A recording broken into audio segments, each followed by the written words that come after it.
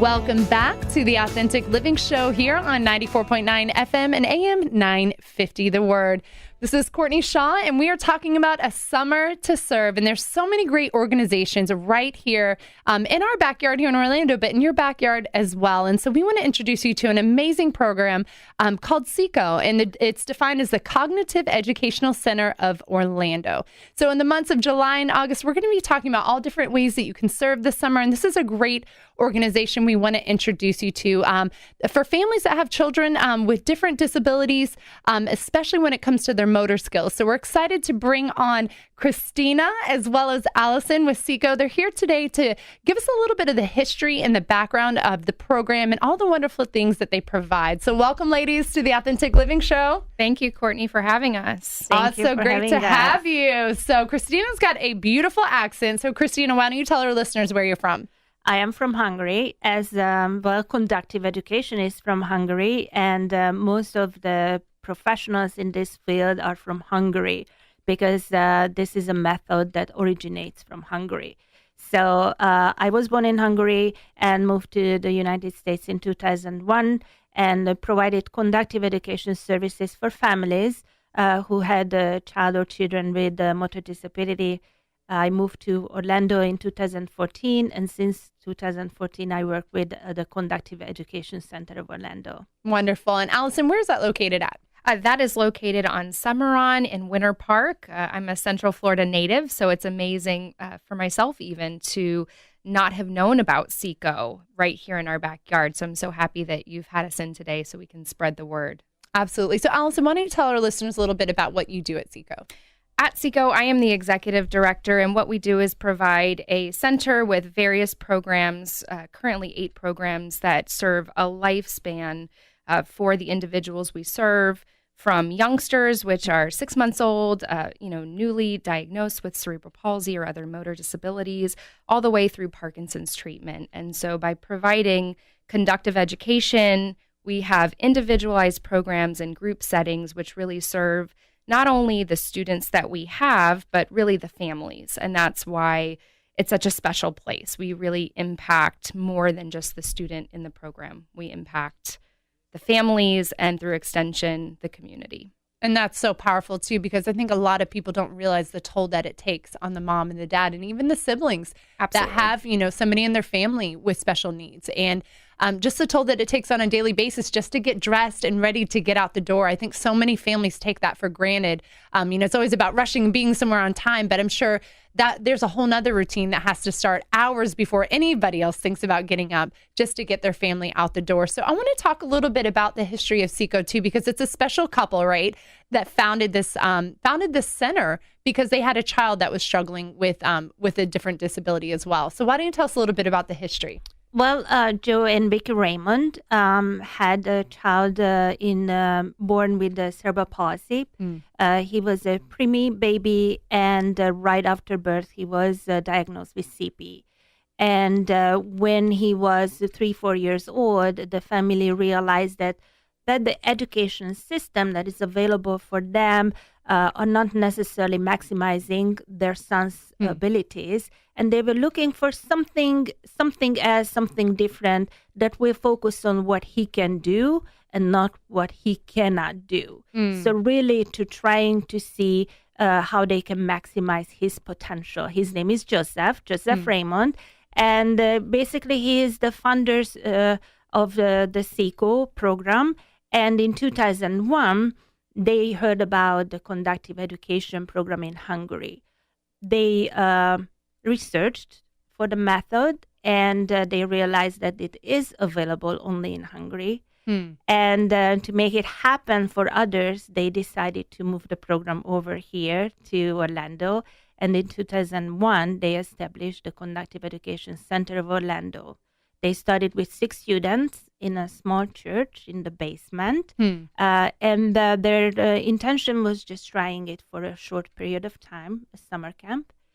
And because of the result was so amazing, they decided to continue. And they started the next year-round program right after the summer camp ended.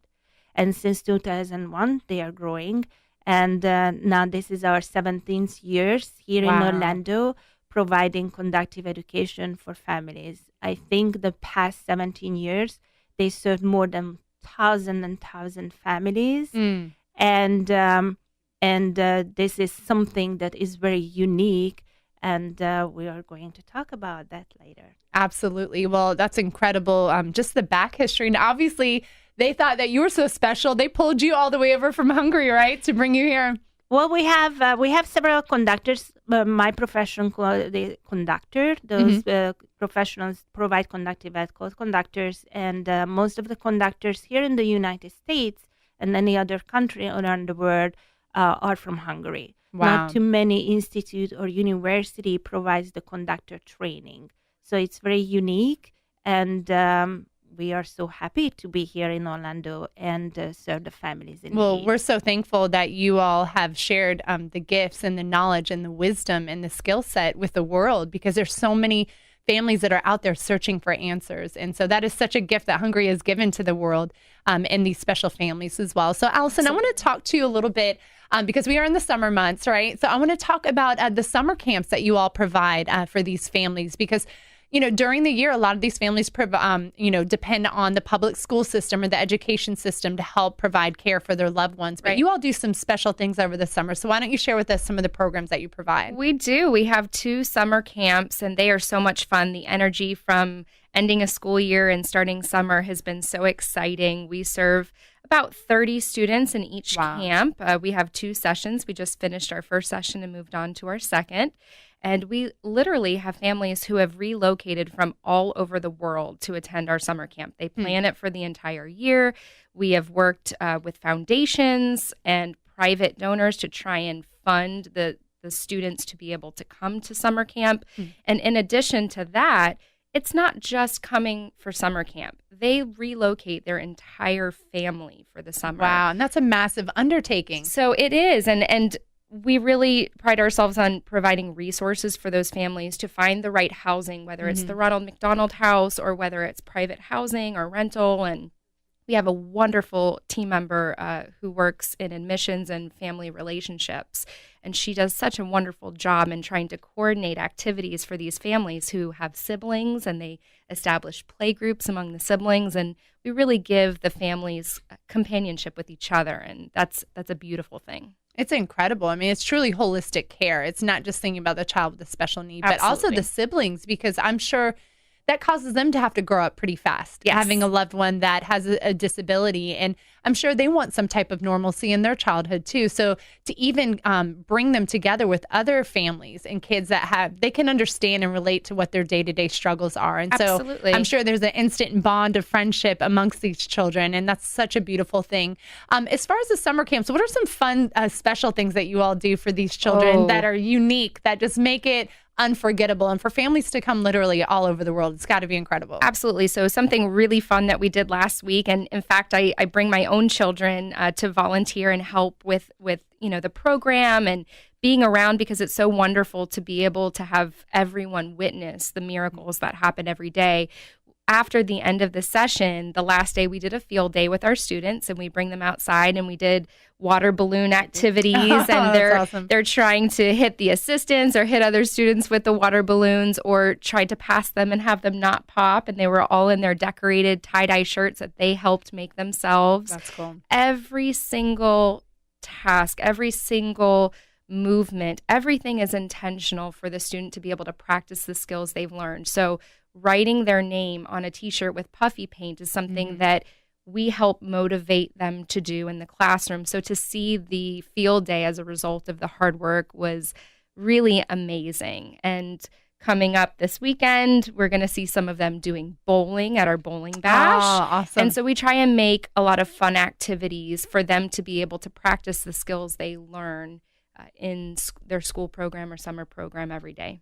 That's amazing. That sounds like a summer camp I want to attend, right? Absolutely. But it's like you said, the intentionality of it. And that's what I'm hearing behind the heart of CECO. Everything, every movement is intentional and not taking that for granted at all. And I'm sure that the impact, how old are your children? 10 and 12. Oh, wow. 2 beautiful healthy, wonderful girls. And that's such a blessing too, for them to get into that atmosphere and Absolutely. realize what a gift it is to have use of your hands and your eyes and just your whole entire body, and to go back to school, after the summer. And I think we're going to talk about that a little bit too after we come back from break, is just the importance of getting our kids to volunteer and engage in all different types of communities, because we need to show them what it is to have empathy and compassion and understanding, and to be able to stand up for those that can't really stand up for themselves or speak for themselves. And so that is something that's so incredible, that your organization will allow volunteers to come in and support in many different ways. So what are some ways that people can volunteer over the summer? There's various ways. We